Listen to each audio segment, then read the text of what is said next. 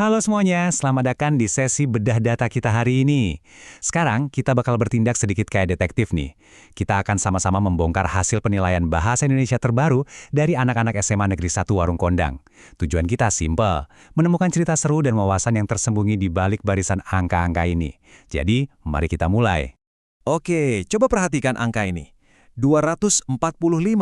Ini bukan cuma angka acak loh. Ini adalah jumlah sampel siswa kita. Kenapa ini penting banget? Karena data performa dari 245 siswa inilah yang memegang kunci buat kita ngerancang strategi perbaikan pendidikan yang benar-benar tepat sasaran. Setiap angka ini mewakili satu siswa dengan segala potensi mereka. Nah, ini dia peta jalan kita buat hari ini. Kita bakal mulai dari gambaran umum sekolah, terus masuk menelusuri 3 pilar utama pembelajaran, yaitu pemahaman tekstual, inferensial, evaluasi dan apresiasi, dan pastinya ditutup dengan langkah strategis ke depannya. Kalau kita lihat dari kacamata makro, rata-rata sekolah ini ternyata luar biasa selaras dengan standar nasional kita. Bahkan, kalau kalian perhatikan di bagian pemahaman tekstual, mereka sedikit lebih unggul di skor 52,19%, nyalip tipis rata-rata nasional yang ada di 51,99%. Ini jelas fondasi awal yang sangat menjanjikan buat sekolah ini. Yuk, langsung aja kita masuk ke pilar pertama, pemahaman tekstual. Di pilar pertama ini, data ngasih lihat hal yang super positif. Ternyata ke-245 siswa ini jago banget pas disuruh mengidentifikasi kata serapan, entah itu dari bahasa asing maupun daerah. Tingkat keberhasilannya tembus 62,74%.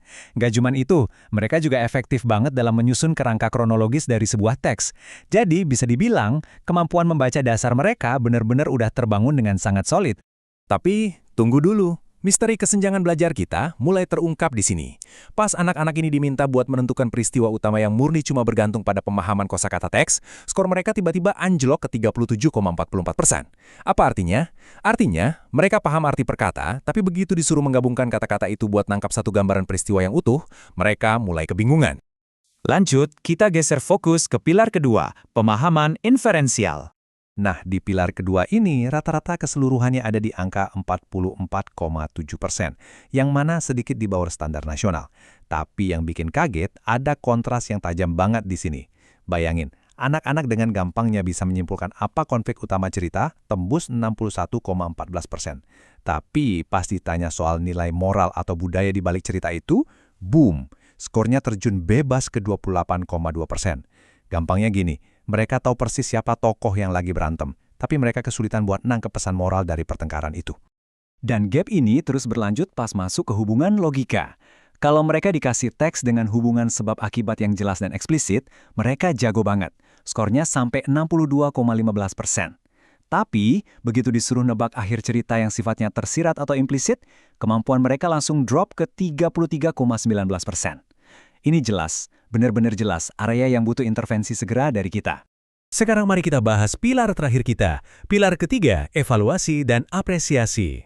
Di pilar ketiga ini, skor sekolah nyaris sama persis dengan rata-rata nasional di 46,91%. Tapi kita wajib banget merayakan angka spesifik yang satu ini. Coba tebak, hampir 70% siswa sukses menilai relevansi cerita dalam teks dengan kehidupan sehari-hari mereka. Angka ini jauh di atas nasional. Ini nunjukin kalau buat mereka, cerita di kertas itu bukan sekedar tulisan mati, tapi sesuatu yang bisa benar-benar mereka refleksikan di dunia nyata. Keren banget kan? Tapi, ya sekali lagi, kita disuguhkan jurang pemisah yang dramatis. Aplikasi di kehidupan nyata memang tinggi, tapi di sisi lain, kemampuan mereka memahami kata-kata konotatif atau idiom itu jatuh di angka 29,1%. Ini kayak ngasih tahu kita kalau bahasa kiasan dan majas itu masih terasa kayak bahasa alien buat sebagian besar dari mereka. Pola yang mirip juga kejadian pas bahas unsur emosional.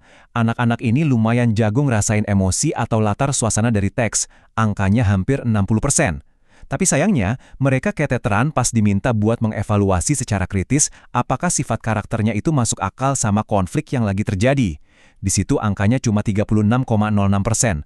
Ibaratnya, mereka bisa ngerasain vibe-nya, tapi belum siap buat ngebedah logika karakternya. Jadi, poin krusial yang mesti kita tanyain ke diri kita sendiri sekarang adalah gimana caranya kita memandu para siswa ini, gimana kita mengubah mereka dari yang sekedar pembaca kata-kata yang eksplisit jadi pemikir kritis yang mampu membaca makna mendalam yang tersirat. Ini membawa kita ke bagian paling akhir dan krusial, langkah ke depan. Gimana caranya kita nerjemahin semua data ini jadi aksi nyata di kelas? Kuncinya ada di kekuatan anak-anak itu sendiri. Pertama, para guru bisa manfaatin kemampuan nyusun kronologis anak yang udah kuat banget tadi buat ngajarin cara narik kesimpulan. Kedua, pakai kemampuan mereka menghubungkan cerita sama kehidupan nyata buat mancing diskusi soal nilai-nilai moral. Dan yang terakhir, bawa idiom dan kata-kata kiasan yang tadinya abstrak itu ke dalam konteks dunia nyata yang udah gampang mereka cerna. Intinya gini, data ini ngebuktiin kalau 245 siswa kita ini udah berhasil menaklukkan yang namanya teks. Mereka tahu kok cara membacanya. Nah, tantangan seru kita buat besok dan seterusnya adalah mendampingi mereka menaklukkan subteksnya. Gimana? Kalian siap untuk menciptakan generasi yang gak cuma sekedar membaca, tapi juga benar-benar memahami?